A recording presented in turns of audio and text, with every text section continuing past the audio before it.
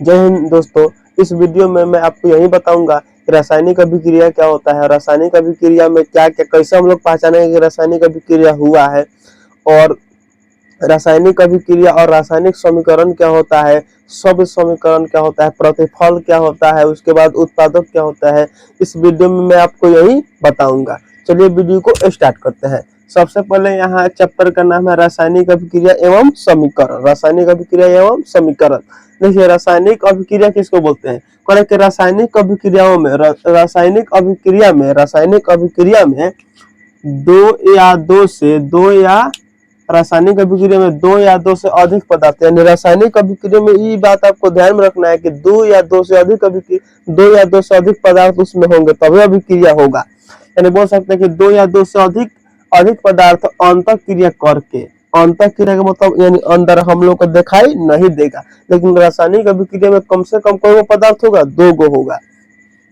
अंतः अभिक्रिया करके भिन्न रासायनिक गुणधर्म वाले नए पदार्थ बनाते हैं तो उसे हम लोग क्या बोलते हैं? रासायनिक अभिक्रिया कहते हैं। फिर समझिए, रासायनिक अभिक्रिया में दो या दो से अधिक पदार्थ अंतः क्रिया करके भिन्न गुणधर्म भिन्न मतलब अलग अलग प्रकार के भिन्न रासायनिक गुणधर्म वाले नए पदार्थ बनाते हैं तो उसे हम लोग क्या कहते हैं? रासायनिक अभिक्रिया कहते हैं। तो ये तो हम लोग खाली परिभाषा जान गए, डिफिनेशन जान गए, लेकिन कैसे हम लोग पहचानेंगे कि रासायनिक अभिक्रिया हुआ है? कैसे पहचानेंगे कि रासायनिक अभिक्रिया हुआ है? तो उसके लिए हम लोग क्या बोलते हैं? प्रेक्षण। प्रेक्षण का मतलब क्या? ऑब्जर्वेशन करेंगे, मतलब कैसे हम लोग पहचान जाएंगे कि हाँ यहाँ रासायनिक अभिक्रिया हुआ है। तो सबसे पहले क्या होगा? अवस्था में परिवर्तन। अवस्था में परिवर्तन का मतलब अगर ठोस होगा तो द्रव्य बन जाएगा, और द्रव्य होगा तो क्या बन जाएगा? ठोस बन जाएगा। यहाँ अवस्था का मतलब यही ना होता है।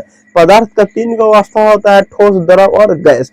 तो अगर हमको सबसे पहले हम देखेंगे, अगर अवस्था में परिवर्तन हो रहा है, अवस्था चेंज हो रहा है, स्टेट चेंज हो रहा है, तो हम लोग समझेंगे क्या चीज कि रासायनिक अभिक्रिया यहाँ हुआ है। और दूसरा बात है कि रंग में परिवर्तन, यानी रंग का मतलब समझ में करता है, सफेद, लाल, ये सब रंग है। अगर रंग में भी परिवर्तन होगा, रंग पहले सब पहले का बात कि अवस्था में परिवर्तन होगा। अवस्था का मतलब अगर ठोस से द्रव, चाहे द्रव से ठोस, चाहे ठोस से गैस, चाहे गैस से ठोस में अगर बदल रहा है तो अवस्था में परिवर्तन हो, तभी समझेंगे रासायनिक अभिक्रिया हुआ है। और अगर रंग में परिवर्तन हो रहा होगा, रंग में परिवर्तन होगा तो इसका मतलब भी वहां भी क्या समझेंगे? वहां भी क्या समझेंगे कि रासायनिक अभिक्रिया हुआ है। उसके बाद कह रहा है कि गैस का निष्कासन। निष्कासन मतलब गैस का उत्सर्जन, मतलब अगर गैस निकलेगा, क्या चीज? अगर गैस निकलेगा, क्या चीज? अगर गैस निकलेगा तब वो हम लोग क्या समझेंगे कि हाँ यहाँ रासायनिक अभिक्रिया हो रहा है, चाहे हुआ है।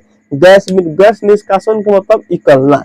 और चौथा हम लोग का तापमान में परिवर्तन। तापमान का मतलब अगर ठंडा गर्म से ठंडा हो जाता है, चाहे जैसे मान लीजिए कि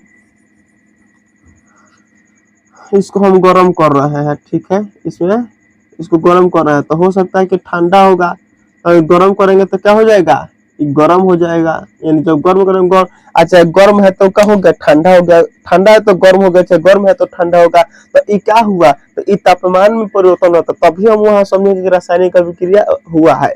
अब देखिए, यानी रासायनिक अभिक्रिया हुआ है नहीं हुआ है, इसको हम लोग केमिस्ट्री की भाषा में प्रेक्षण बोलते हैं। प्रेक्षण क्या होता है? यानी बोल सकते हैं कि रासायनिक अभिक्रिया कैसे पहचानेंगे रासायनिक अभिक्रिया हुआ है? तो सबसे पहले अवस्था में परिवर्तन, दूसरा है रंग में परिवर्तन, तीसरा है गैस का निष्कासन, चौथा है तापमान में परिवर्तन। परिवर्तन का मतलब होता है चेंज, बदलना, है ना? समझ में? यहाँ तक दिक्कत नहीं। अब देखिए, रासायनिक समीकरण क्या होता है? जैसे हमने के जौन चीज बोल के कहे निशन, जौन बोल के बतावे निशो करे के रासायनिक समीकरण बोलते हैं। क्या बोलते हैं? रासायनिक समीकरण। जैसे यहाँ कह रहा है कि जब मैग्नीशियम, जो मैग्नीशियम होता है ना, मैग्नीशियम Mg ना होता है, Mg होता है ना मैग्नीशियम, यानी जब मैग्नीशियम को ऑक्सीजन, जब मैग्नीशियम वायु में उपस्थित, यानी वायु में ऑक्सीजन रहता है, दो सब गैस रहता है, लेकिन यहाँ का ऑक्सीजन से अभिक्रिया करा रहा है। यानी जब मैग्नीशियम वायु में उपस्थित ऑक्सीजन से अभिक्रिया करता है तो मैग्नीशियम ऑक्साइड बनाता है। यानी अगर हम यहाँ बोल के बता रहे हैं तो समीकरण हुआ, क्या हुआ? बोल के बता रहे हैं तो रासायनिक समीकरण नहीं, यहाँ समझिए, यहाँ पहले रासायनिक समीकरण समझते हैं कि अगर मैग्नीशियम को वायु में उपस्थित ऑक्सीजन से अगर अभिक्रिया कराते हैं तो क्या बनता है, मैग्नीशियम ऑक्साइड का निर्माण होता है। क्या चीज का, मैग्नीशियम ऑक्साइड बनता है। अब यहाँ देखिए, ध्यान समझिए, यानी अगर हम बोल के बताए तो एक मतलब हमने क्या करा के शब्द समीकरण बोलते हैं, मतलब ओकरा के लिख के बताइनी। जैसे यहाँ लिख देनी कि क्या चीज, मैग्नीशियम, जब मैग्नीशियम और ऑक्सीजन यानी आपस में अभिक्रिया करता है, इसका मतलब क्या, क्रिया कर है मतलब अभिक्रिया करता है, तो मैग्नीशियम ऑक्साइड बनाता है, मैग्नीशियम ऑक्साइड बनाता है। तो इसको यहाँ ध्यान से समझना है। फिर समझिए, अगर मैग्नीशियम वायु में उपस्थित ऑक्सीजन के साथ अभिक्रिया करता है तो मैग्नीशियम ऑक्साइड बनाता है, ठीक है। लेकिन हम यहाँ वाक्य में हम लोग लिखे हैं ना, इसको वाक्य में लिखे मतलब शब्द में लिखे हैं, तो इसको हम लोग क्या बोलेंगे, शब्द समीकरण। क्या बोलेंगे, शब्द समीकरण। क्या बोलेंगे, तो शब्द समीकरण। मतलब एकरा कहीं खाली लिख दिलन कि मैग्नीशियम ऑक्सीजन को आपस में अभिक्रिया कराया तो मैग्नीशियम ऑक्साइड बना है, तो ये क्या हुआ, तो शब्द समीकरण हुआ। यहाँ देखिए, सबसे पहले हम आपको बताएं इसमें क्या चीज, क्या क्या पदार्थ भाग ले रहा है, तो आप बोलेंगे कि मैग्नीशियम ऑक्सीजन, ये दोनों मिलता ना, मतलब ये ना भाग लिया है तब ना हमारा मैग्नीशियम ऑक्साइड बना है। तो जो अभिक्रिया में भाग लेता है, जो अभिक्रिया में भाग लेता है, जो पदार्थ अभिक्रिया में भाग लेता है, ओकरा के हमने अभिकारक बोलते हैं। जैसे यहाँ लिखा है कि मैग्नीशियम और ऑक्सीजन है, नहीं ना दो अभिक्रिया में भाग लिया है तब ना मैग्नीशियम ऑक्साइड बना है। अभिक्रिया में जो भाग लेता है उसको अभिकारक कहते हैं, और अभिक्रिया के फलस्वरूप जो पदार्थ बनता है ओकरा के उत्पाद बोलते हैं। क्या बोलते हैं, उत्पाद बोलते हैं। इंग्लिश में अभिकारक को रिएक्टेंट बोलते हैं और उत्पाद को इंग्लिश में प्रोडक्ट बोलते हैं। यह ना समझ में, इस कारण कि अभिक्रिया में भाग लेने वाले पदार्थ यानी क्या है, मैग्नीशियम और ऑक्सीजन, इसी से ना मैग्नीशियम ऑक्साइड बना है। तो ये दोनों को हम लोग क्या बोलेंगे, अभिकारक बोलेंगे। फिर अभिक्रिया के फलस्वरूप यानी जब अभिक्रिया हुई तो क्या बनी, तो जो बनी ओकरा के हमने क्या बोलन सो, तो उसको उत्पादक बोलते हैं, ठीक है। अब देखिए, अगर हम मैग्नीशियम को, जैसे यहाँ देखिए, अगर मैग्नीशियम का क्या होता है, फॉर्मूला Mg होता है ना, मैग्नीशियम को ऑक्सीजन के साथ जब अभिक्रिया कराएंगे तो MgO मतलब मैग्नीशियम ऑक्साइड का निर्माण होगा।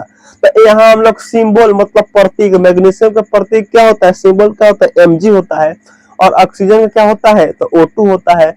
MgO मतलब मैग्नीशियम ऑक्साइड का निर्माण हुआ। तो यहाँ हम लोग यहाँ शब्द नहीं, यहाँ उसका क्या चीज, प्रतीक लिख रहा है।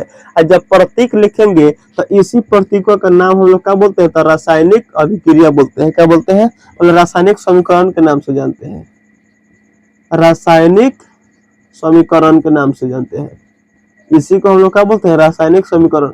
अगर रासायनिक समीकरण कब बोलेंगे, अगर प्रतीक के साथ लिख रहे हैं, प्रतीक के साथ लिख रहे हैं तो रासायनिक समीकरण हुआ, और प्रतीक के साथ अगर नहीं लिख रहे हैं तो उसको यानी शब्द के साथ लिख रहे हैं, जैसे यहाँ मैग्नीशियम लिख रहे हैं, ऑक्सीजन, तो एक हमने के शब्द समीकरण बोलते हैं। आया ना समझ में। और ये वीडियो आपको समझ में आया होगा तो आप लोग कमेंट करके बताइएगा। फिर मिलते हैं किसी नेक्स्ट वीडियो में, तब तक के लिए जय हिंद।